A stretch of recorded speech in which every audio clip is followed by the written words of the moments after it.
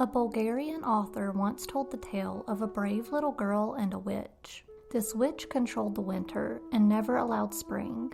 She never allowed the sun to rise, and all of the earth was covered in snow. This little girl lived in a small village on the mountain, and she was burdened by the struggles that her community was facing. The villagers collectively decided to send someone to the top of the mountain to confront Father Frost and ask for his help.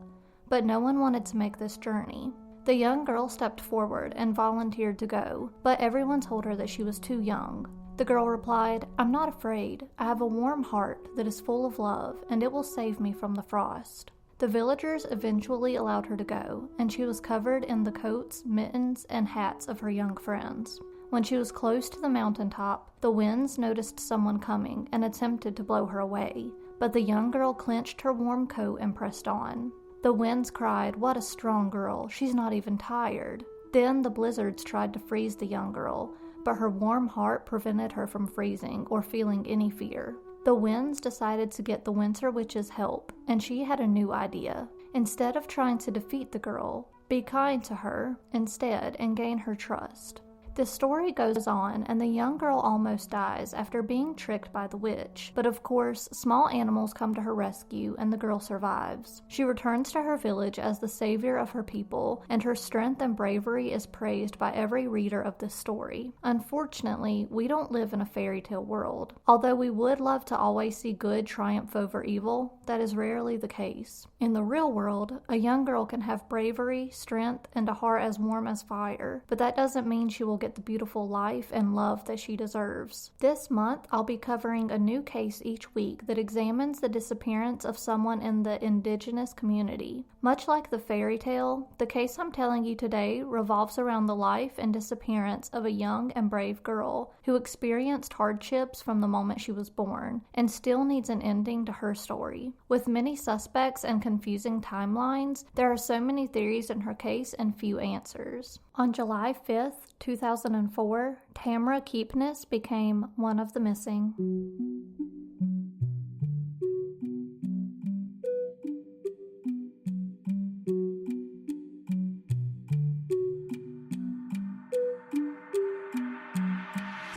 Tamra Keepness was born in September of 1998 to her parents Lorena and Troy.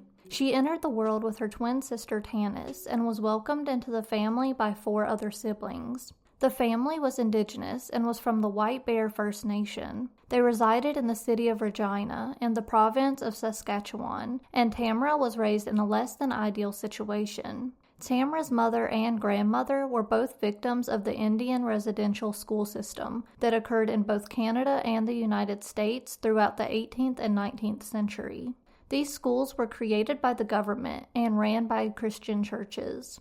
The purpose of these schools was to remove Indigenous children from their family and their culture in order to essentially raise them up in the Canadian culture rather than their native upbringing. Across the country, over 30% of the Indigenous population was placed into these schools, and that would have been about 150,000 children. These schools were spread out and typically far away from where the children's tribes were located, and this was done intentionally to move them away from the home and their family. In these schools, the children were abused in every sense of the word, physically, sexually, and emotionally. The Canadian government conducted studies on nutrition and used these children as their guinea pigs, so they were often neglected of food and harshly disciplined by the administration. Because of the overcrowding in these schools and the maltreatment, diseases ran rampant, and one particular school had a death rate of 69%.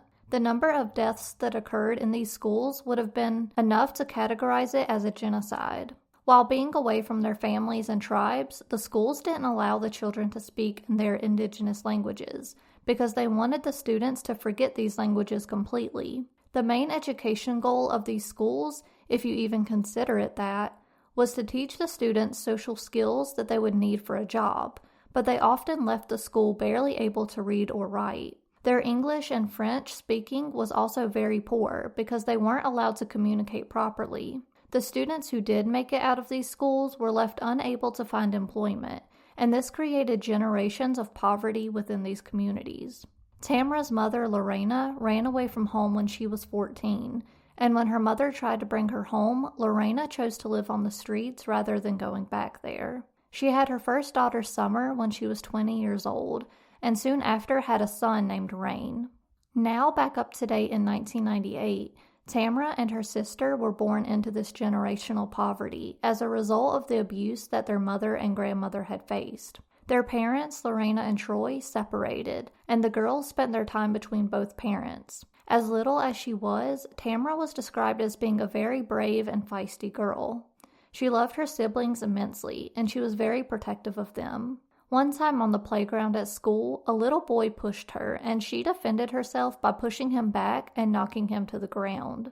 In another instance, Tamra and her sister walked 4 blocks in the middle of the night to get back to their mother's house. Lorena heard a soft knock on the door and opened it to find Tamra and Tanis standing there holding hands. Tamra was her sister's keeper, and she wasn't afraid of anything.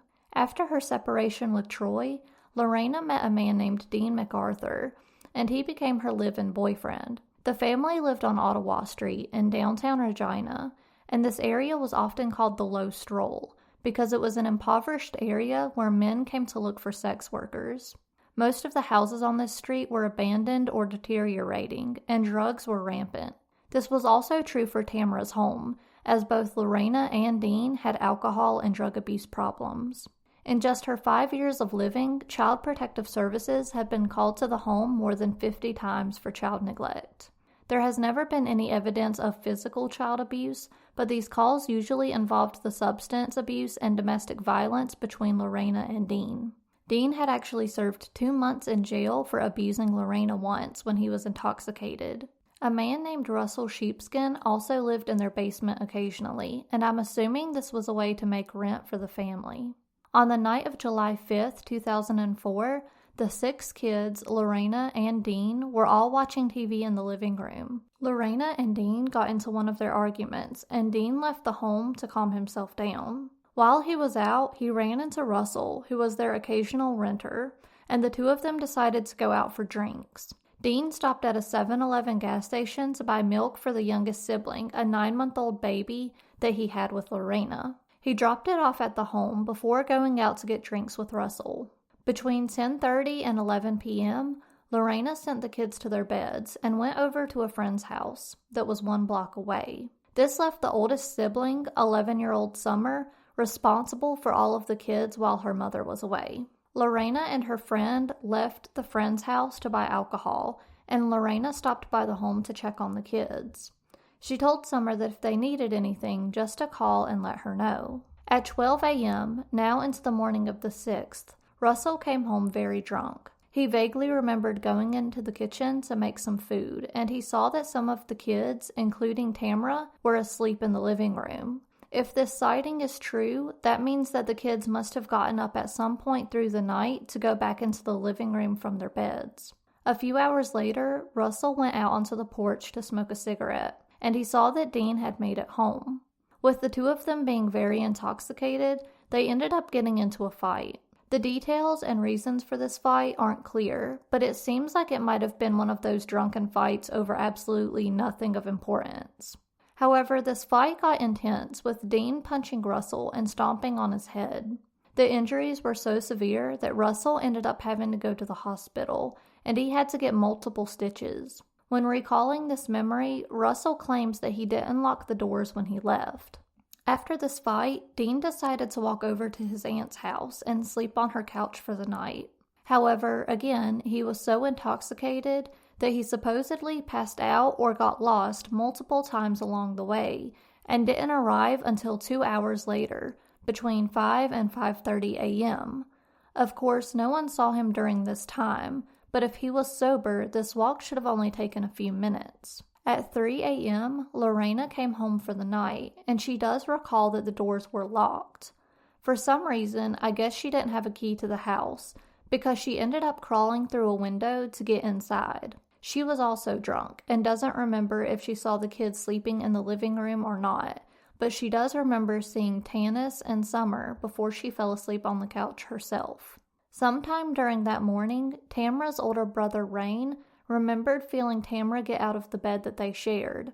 This makes me think that the kids did end up going back to their beds again at some point during the early morning hours. Rain doesn't remember what time this happened, but he does remember that it was starting to get light outside. At 9 a.m., Tamra's grandmother came to visit, and Lorena woke up to let her in. Summer and Rain left the home to go to their day camp at a community center that was nearby, and Lorena noticed that Tamra hadn't came down for breakfast. She asked one of the siblings to go check on her, but when they did, they realized that Tamra wasn't in the house. The family checked nearby playgrounds, and they also checked with friends and family, but no one had seen Tamra. So the family reported her missing around 12:15 p.m. on July the 6th. Although most missing Indigenous women and men don't receive much attention, Tamra's actually did. The searches conducted in her case were the largest and most expensive in Regina history. However, I have to wonder if this coverage was due to the fact that she was a child, and I can't say that I would expect the same amount of care if this was a missing Indigenous adult. The police set up a command center in the parking lot of a church on Ottawa Street, and Lorena actually signed a consent form for the police to search her house. There were no signs of forced entry or a struggle inside of the house, and Lorena willingly gave a DNA sample to the police. Although they weren't naming any suspects, the police didn't believe that the timelines of the adults were 100% honest. On the other side, the family believed that the police were paying too much attention to them and not looking harder outside of the family.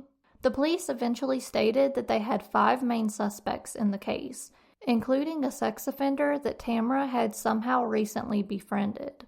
Although I couldn't find a list of these suspects where they were actually named, I would assume that the other 4 suspects were the family members in Tamra's life.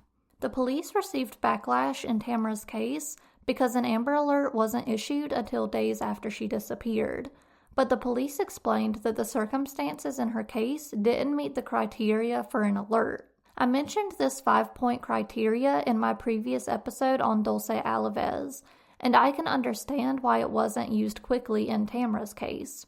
A particular suspect wasn't known at the time, and there was no description of an abductor or a car to give to the public.